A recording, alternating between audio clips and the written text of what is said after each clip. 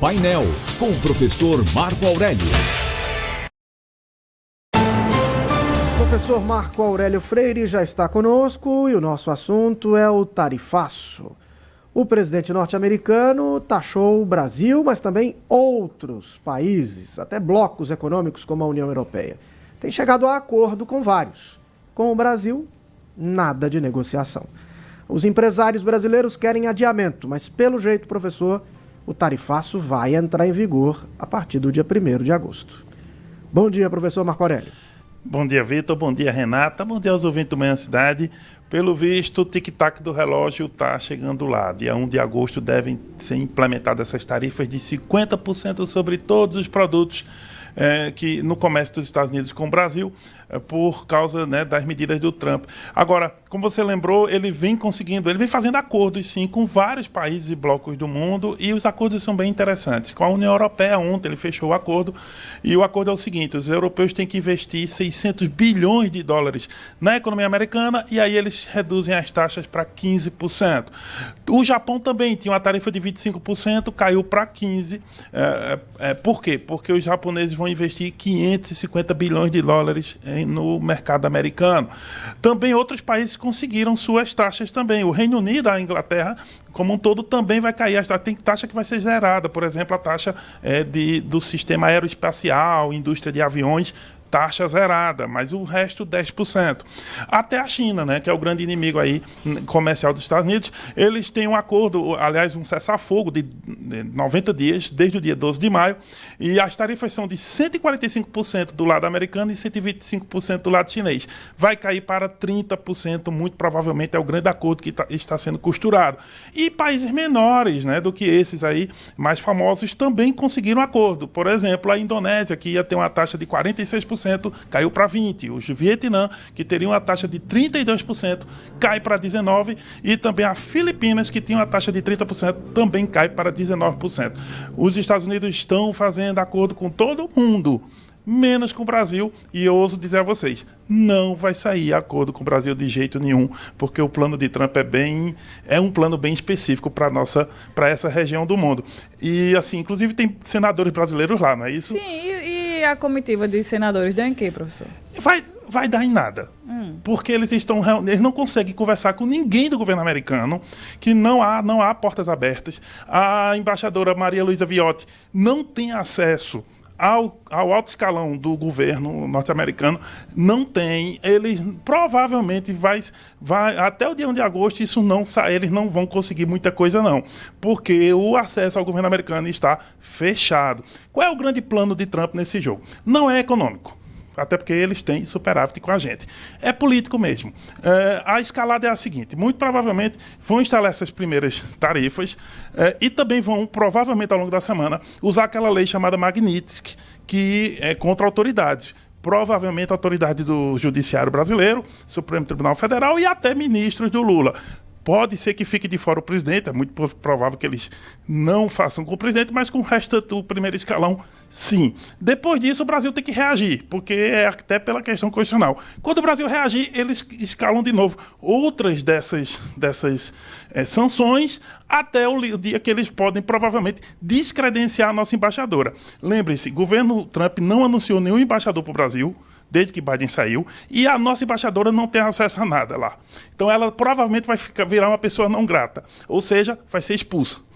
Quando esse dado chegar, o que o Trump quer? Ele já falou em PIX, lembrem disso, minerais de terras raras, que ele conseguiu um acordo com a Ucrânia, quer isso também. O Brasil tem muito minerais de terras raras, tem nióbio, que é o que importa para a indústria tecnológica.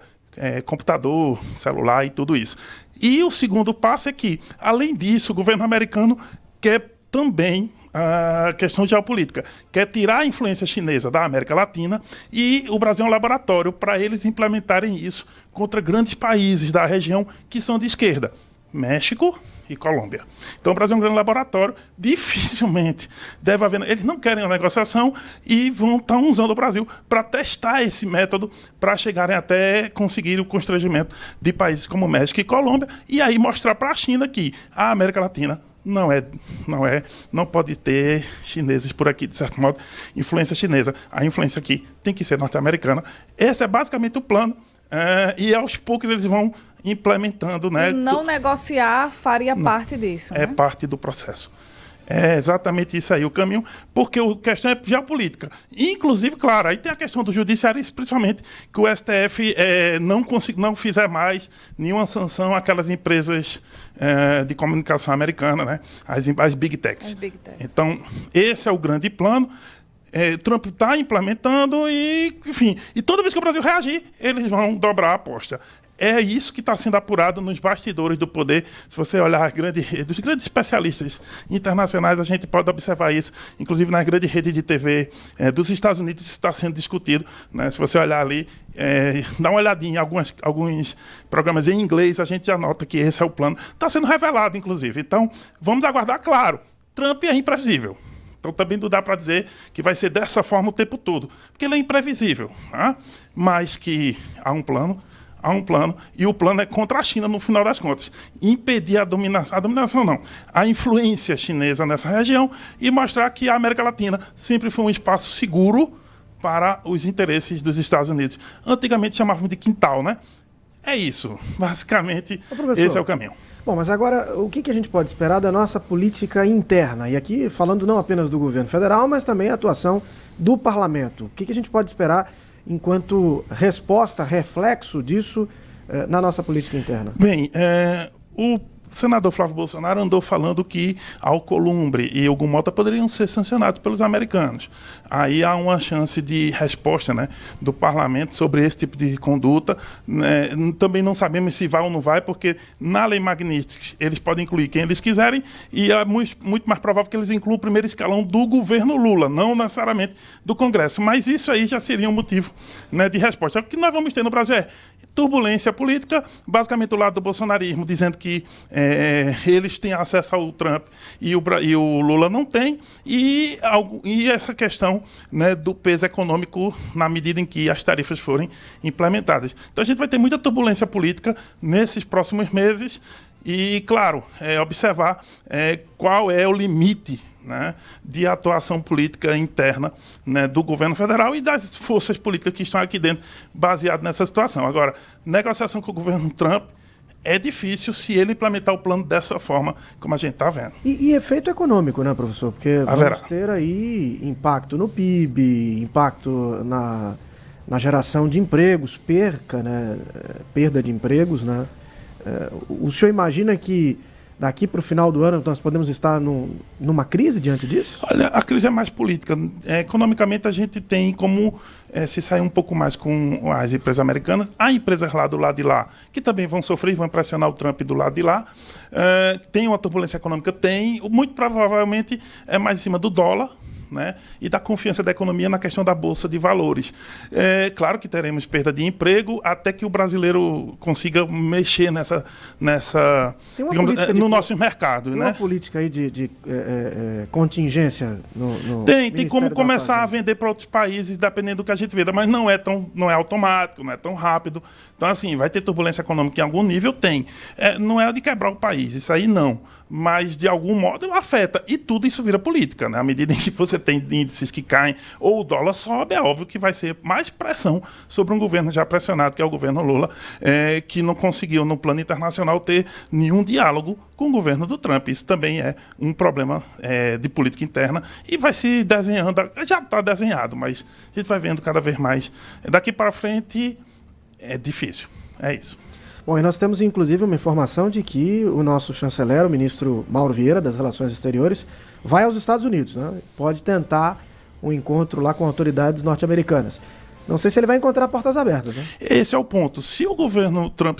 Isso não está no Ministério de Comércio lá, no Ministério de... Está basicamente na Secretaria de Estado, é o Ministério das Relações Exteriores deles, e também na Casa Branca. Como está na Casa Branca, se o Trump muda de ideia, as coisas começam a distensionar. Se ele não mudar, o plano seria esse caminho. Mas o Brasil, enfim, o Alckmin está ligando para todo mundo, não está conseguindo também. A embaixadora do Brasil, Maria Luísa Viotti, não tem acesso. Enfim, hoje portas abertas. Se o governo americano, o núcleo duro, resolver mudar, aí... Agora, eles querem negociar terras raras, questão do PIX, e outras. Veja, com a União Europeia não foi só comércio. Foi investimento de 600 bilhões lá. Com o Japão não foi só comércio. Investimento de 550 bilhões de dólares nos Estados Unidos vindo de dinheiro japonês. Esse é o processo. Nós não temos esse dinheiro para investir lá. O que é que a gente tem? Minerais. Né? A questão do PIX, que aí você poderia instalar outras indústrias, outras empresas aqui que explorariam esse mercado. E, enfim, há alguns pontos que eles querem. E também reduzir a influência chinesa. Né? É esse o ponto dos americanos. O Brasil consegue entregar isso? Esse é o ponto. Mas aí, a conferir. Bom, a agenda do chanceler Mauro Vieira está concentrada em Nova York, tá? Em agendas da Organização das Nações Unidas. Na segunda apuração da TV Globo, o chanceler indicou que pode sim ir até Washington conversar, desde que haja sinalização, né, a respeito de abertura de portas. O chanceler não quer bater na porta e de repente levar com a porta na cara. Seria algo politicamente muito desgastante para o chefe das relações exteriores do Brasil. Então ele está lá. Se houver disposição para o diálogo, ele vai até Washington. Caso contrário, fica apenas em Nova York. Professor Marco Aurélio Freire, muito obrigado e até amanhã. Até amanhã.